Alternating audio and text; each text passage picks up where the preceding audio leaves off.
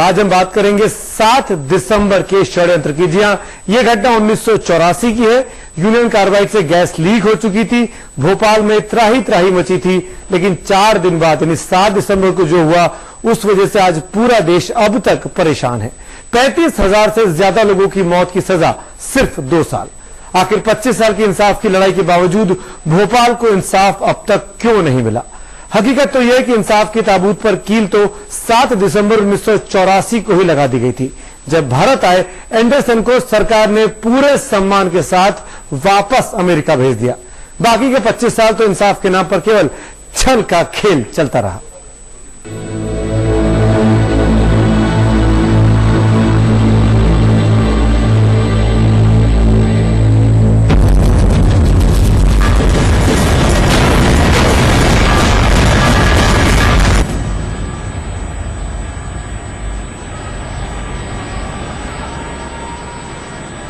दिसंबर 1984, 2 और 3 दिसंबर की रात भोपाल में शुरू हुआ मौत का तांडव अब भी जारी था।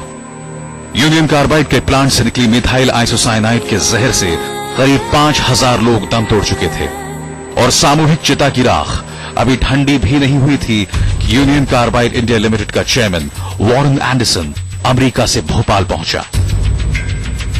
उतरते ही एंडरसन को गिरफ्तार कर लिया गया। एयरपोर्ट पर जब एंडरसन उतरा तो उसके हाथों में गैस मास्क था, लेकिन चेहरे पर शिकन तक नहीं थी। उसे अपने रसूख और ताकत पर इतना भरोसा था कि जब पुलिस अधिकारियों ने उसे गिरफ्तारी की सूचना दी तो वो भौंचक्का रह गया।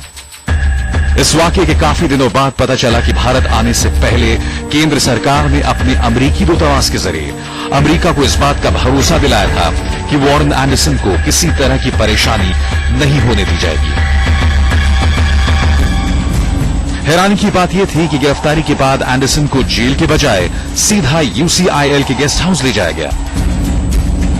गैस हादसे के 4 दिन बाद 7 दिसंबर 1984 को वॉरेन एंडरसन मुंबई से भोपाल आए और वो इसी गेस्ट हाउस में रुके थे। इसके बाद 4 घंटे तक वो यहीं रहे और यहां पर पुलिस का सख्त पहरा था। इस गेस्ट हाउस में बिताए 6 घंटे के दौरान एंडरसन लगातार दुर्घटना के बारे में अधिकारियों से सवाल जवाब करता रहा और उधर सत्ता में बैठे लोग उसे सुरक्षित और पूरे सम्मान के साथ वापस भेजने की तैयारियों में जुटे थे। कैप्टन सोढ़ी उस वक्त भोपाल एयरपोर्ट पर तैनात थे। दिन के करीब 2 बजे उन्हें मध्य प्रदेश के चीफ सेक्रेटरी से एक पैगाम मिला। लगभग 2 बजे के करीब हमें एयरपोर्ट में मैसेज मिला कि एक जहाज, सरकारी जहाज की फ्लाइट दिल्ली भेजनी है और कौन उसमें जा रहे हैं इसके बारे में हमें कोई आइडिया नहीं था, क्योंकि रीजन ये है कि एक प्रोसीजर है।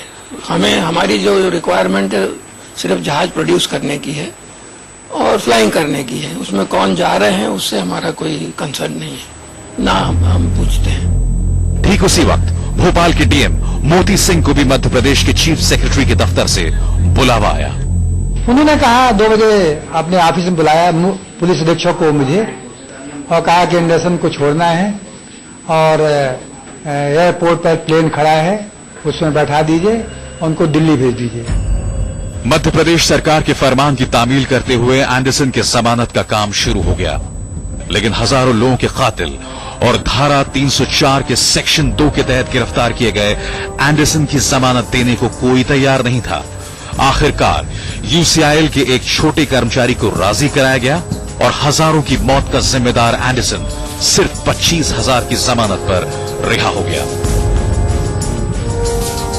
वॉरेन एंडरसन को छोड़ने का फरमान देने वाले मध्य प्रदेश के तत्कालीन चीफ सेक्रेटरी अब इस दुनिया में नहीं है, लेकिन राजकाज का लंबा तजुर्बा रखने वाले कांग्रेस के ही वरिष्ठ मंत्री वसंत साठे कहते हैं कि चीफ सेक्रेटरी ऐसे फैसले सत्ता के शीर्ष पर बैठे लोगों की इजाजत के बगैर नहीं कर सकते थे।